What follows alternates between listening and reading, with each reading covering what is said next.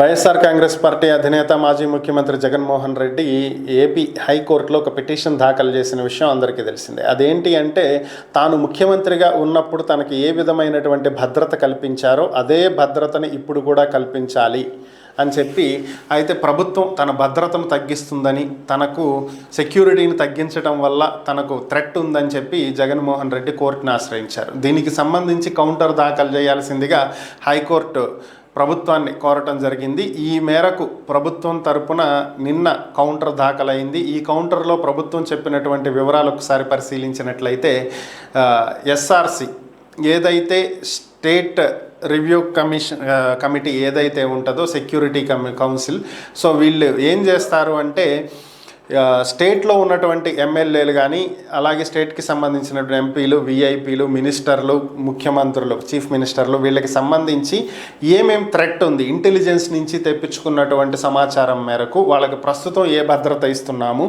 ఇంకెంత భద్రత పెంచాలి లేదా తగ్గించవచ్చా, బుల్లెట్ ప్రూఫ్ వెహికల్స్ ఇవ్వాలా, బుల్లెట్ ప్రూఫ్ జాకెట్స్ ఇవ్వాలా, లేదంటే అవసరం లేదా, 1+1 ఇవ్వాలా, 2+2 ఇవ్వాలా, 4+4 ఇవ్వాలా, 8+8 ఇవ్వాలా, ఏ విధంగా ఇవ్వాలి, ఎన్ని షిఫ్ట్లో నడపాలి, ఇలాంటివన్నీ కూడా వాళ్ళు నిర్ణయిస్తారు.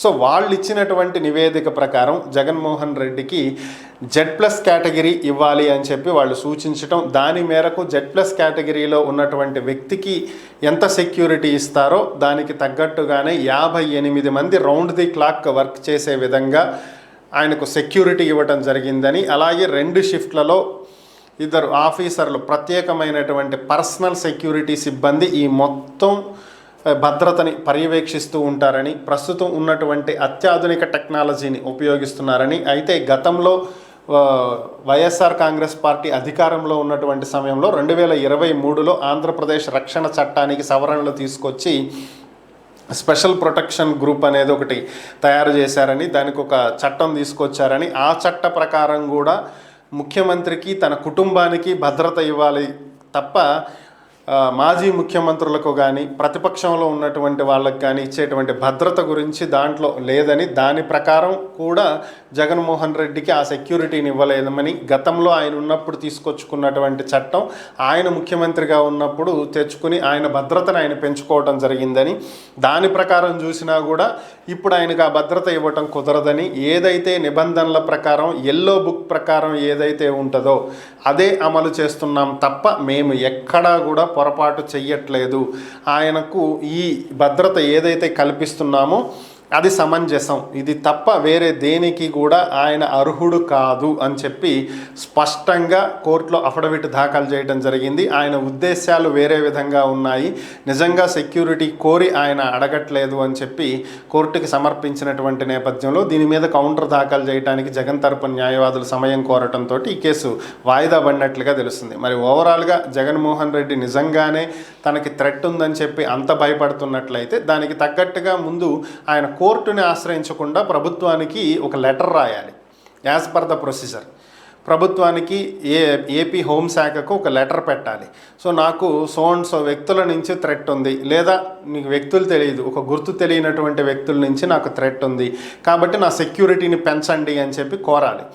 దానికి ప్రభుత్వం రివ్యూ చేస్తుంది. ఒక రివ్యూ కమిషన్ అనేది ఉంటుంది, వాళ్ళు రివ్యూ చేస్తారు. ఎమ్మెల్యేలకి ఎంత సెక్యూరిటీ ఇవ్వాలి, మినిస్టర్లకు ఎంత ఇవ్వాలి, ఏ వ్యక్తికి ఎంత ఇవ్వాలి, విఐపి, వివిఐపి, ఇలా కొన్ని ఉంటాయి. సో ఎల్లో బుక్ ప్రకారం ఎవరికి ఎంత సెక్యూరిటీ ఇవ్వాలనేది డిసైడ్ చేస్తుంటుంది. వాళ్ళు అవసరమైతే ఆ నిబంధనలు బ్రేక్ చేయొచ్చు. As per the yellow book follow అవ్వాలి అంటే కొన్ని సందర్భాల్లో ఒక సాధారణ ఎమ్మెల్యేకి కూడా కొంత హై సెక్యూరిటీ ఇవ్వాల్సిన పరిస్థితి ఉంటుంది, థ్రెట్ ఉంటుంది. సో అలాంటి చోట ఇస్తారు.